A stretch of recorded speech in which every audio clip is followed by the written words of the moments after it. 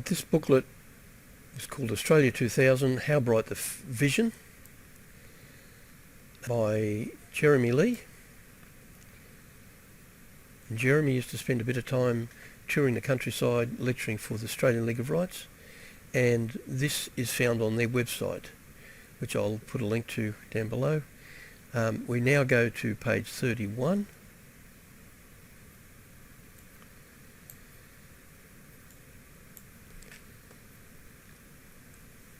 It begins by referring to the 1937 Royal Commission into Banking.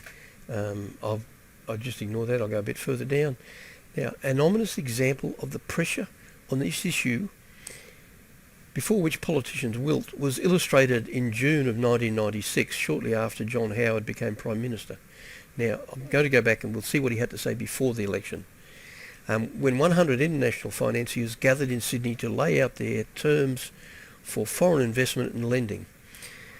Financial economist and journalist Peter Hartcher described what took place as John Howard swept into the chandeliered banquet hall to address top executives of 100 of the world's biggest banks this week. He could hardly have known that a trap had been laid for him. The bankers, the most internationally influential audience Mr. Howard had confronted since taking office, had spent half a day discussing the price they would demand from countries around the world for bankrolling them. In an increasingly capital-thirsty world, international financiers, the commissars of capital, have become modern potentates with the power to dictate policy to states which have long considered themselves sovereign.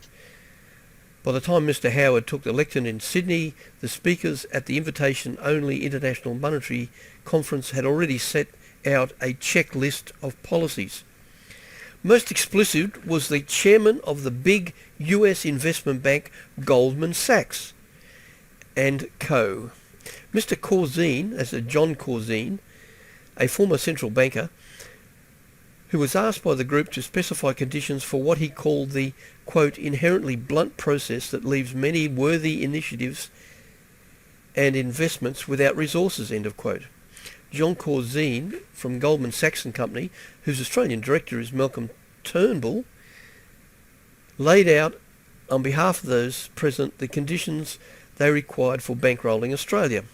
Apart from continued privatisation, tax reform, removal of protection from industries, reduction in public payrolls and pension reform, the bankers required an assurance that Australia would not follow an independent line with regard to financial policy.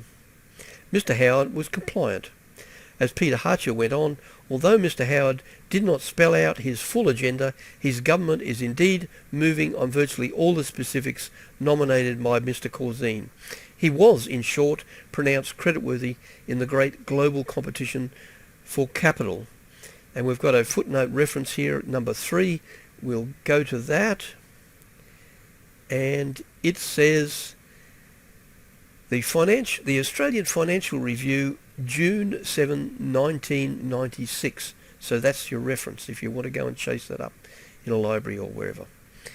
Now, I just briefly go back because I found these were really quite interesting. Continued privatisation.